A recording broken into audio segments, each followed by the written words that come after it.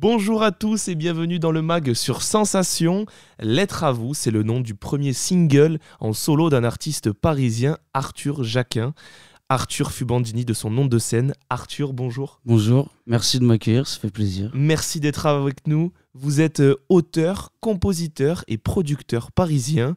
Vous avez créé votre premier groupe Underground Beats, qui deviendra plus tard Monsters. Ouais. Vous avez également travaillé en duo avec Lou Lesage dans le duo Soleil Bleu. Mais désormais, vous avez changé d'horizon en décidant de commencer un projet solo. Et c'est sous l'identité d'Arthur Fubandini que vous avez dévoilé le 31 mai dernier un premier single intitulé Lettre à vous.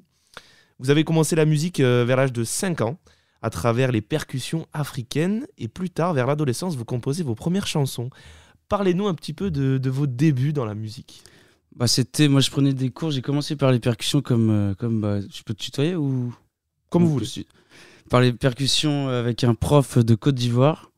Et du jour au lendemain, au bout de 5-6 ans de cours, il a disparu. Je crois qu'il est retourné en Côte d'Ivoire et je me suis retrouvé sans prof alors qu'on avait une complicité ensemble et tout ça. Et j'ai commencé la guitare. Et très vite, naturellement, j'ai commencé à écrire des morceaux en anglais. Je sais pas pourquoi. Et je composais sur mon ordinateur. Tout de suite, j'ai travaillé sur Logic. Et j'ai découvert les arrangements. Et c'était très instinctif en fait. Comme ça venait. Puis après, je suis arrivé au lycée. Et j'ai eu envie de jouer avec des musiciens, de monter un groupe pour interpréter mes morceaux, faire des concerts et rentrer dans le concret en fait. Et c'est là que j'ai monté Underground Beats, qui est devenu Monsters. Ça doit être un grand changement de passer d'un groupe, d'un duo, puis au final de revenir... Après, c'est pas encore figé. Je suis passé c'est un besoin là que j'ai ressenti là, depuis 2 ans de revenir à l'écriture, parce que finalement j'ai toujours composé mes morceaux aussi de mon côté, j'ai toujours écrit des pensées ou des chansons, et en français aussi.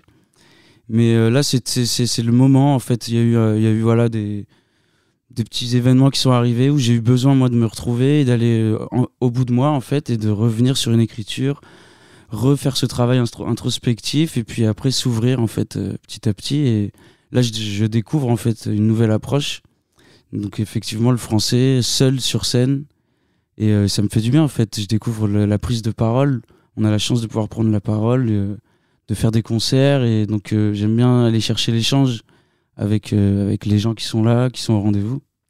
Au travers de votre musique, vous partagez vos introspections telles que l'amour ou la liberté. Ce sont des choses qui vous représentent ?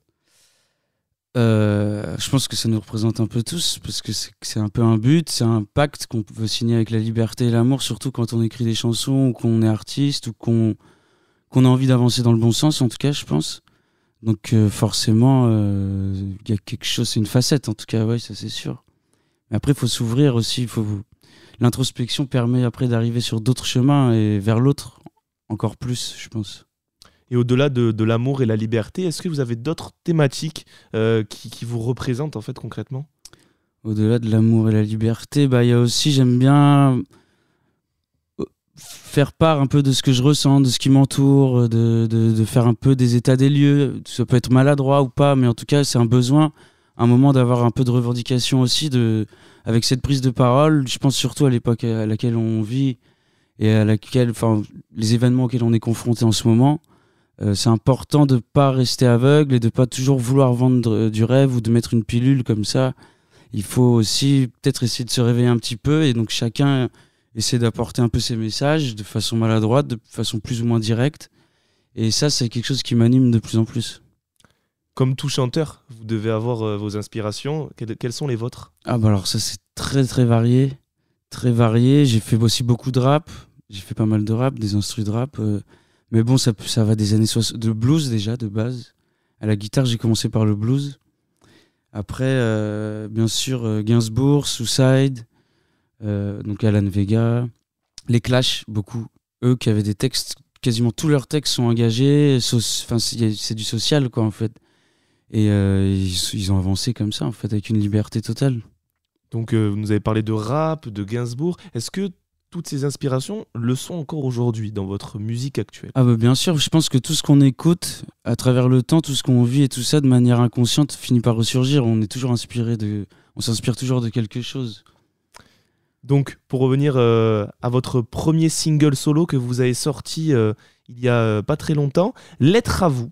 Que signifie ce titre, Lettre à vous? Alors ça, c'est une bonne question.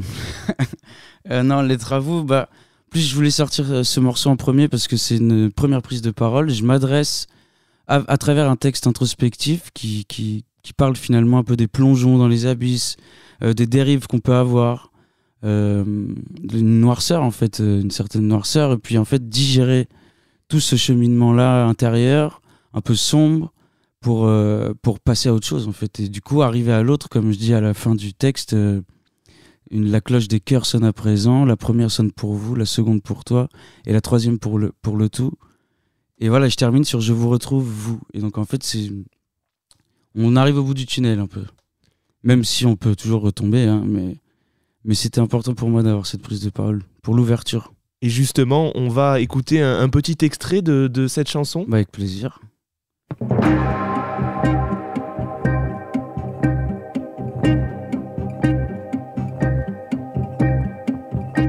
Les plongeons sont derrière moi, la chair est devant moi. Dire que je ne la voyais pas, ses sentiments, son intensité, je les fuyais. La beauté folle, un tracé comme moment. On dirait que je voulais l'oublier. La peur de l'amateur, la peur des profondeurs, me transformer en monstre, lâche et crachant sur les réalités. Arthur, dans votre chanson, vous commencez avec « Les plongeons sont derrière moi, la chair est devant moi, dire que je ne la voyais pas ». On comprend que vous parlez d'une femme. Expliquez-nous un petit peu ces paroles. Non, enfin ça peut être interprété comme ça, mais je parle de la chair d'une manière générale. Donc la chair, c'est l'homme, enfin la personne qu'on a en face de nous, c'est les gens, les regards, les mains qu'on va serrer, les bises qu'on va faire. Et c'est parfois quand on dérive et qu'on part trop loin dans les abysses, on oublie les autres. Parce qu'on s'oublie soi, en fait, on cherche un certain oubli total. Et donc on passe à côté de l'instant, on passe à côté de l'échange. Et donc c'est ça, en fait, les plongeons sont derrière moi, j'ai plus envie de ça. La chair est devant moi. Dire que je ne la voyais pas, c'était que je passais à côté d'un moment. Pendant 1 heure, 2 heures, 3 heures, ça dépend. Mais c'est retrouver l'autre. Mais après, oui, ça peut parler d'amour aussi. Ça peut être large, hein, mais moi, à la base, tel que je le perçois, c'était ça. Mais après, chacun se l'interprète. Hein. C'est ça, donc c'est un peu une interprétation que les gens peuvent se faire, bien sûr, qui va être différente. Ouais, l'essentiel, c'est qu'on se retrouve tous quelque part. Vous avez un univers à vous qui mélange le rock, la pop, la chanson française. Comment vous le qualifieriez, vous, cet univers ? Alors moi, de plus en plus, maintenant, je dis mélange. Parce que si on commence à rentrer dans des styles, des noms de styles et tout ça, j'ai l'impression que ça finit par faire des serpents qui finissent par se mordre la queue. Ça peut être très long. et voilà, j'essaie de pas me poser de questions, surtout en fait quand je compose, quand j'écris un morceau. Ce qui va compter, c'est le sens, le texte, ce que je veux raconter et partager. Et ensuite, la musique va servir ce propos. Donc ça peut être très doux, ça peut être plus engagé, plus punk, plus ska. Mais tout ça doit aller avec le propos, en fait. C'est ça que je trouve important. Donc, pour l'instant, vous êtes sur un projet solo. On doit avoir une sensation différente lorsqu'on monte seul sur scène que lorsqu'on est accompagné. Ah ouais, ça pour le coup, c'est un plongeon que j'aime bien faire et que je découvre de plus en plus. Après, moi, l'idée, c'est que des musiciens viennent petit à petit avec moi sur scène. Mais là, c'est une bonne étape, en fait, qui me permet de découvrir cette prise de parole, comme je disais tout à l'heure. Et parce que j'ai mes arrangements, j'ai ce confort d'avoir tous mes arrangements tels que je les ai imaginés, pousser un peu pour l'instant là où ils en sont et travailler. Et donc je peux me concentrer sur l'interprétation et sur le sens du texte. Est-ce qu'il va y avoir un projet ou un EP pour la suite ? Ah ouais, bien sûr. Un EP, un mini-album, on va voir. Tout ça va va prendre forme.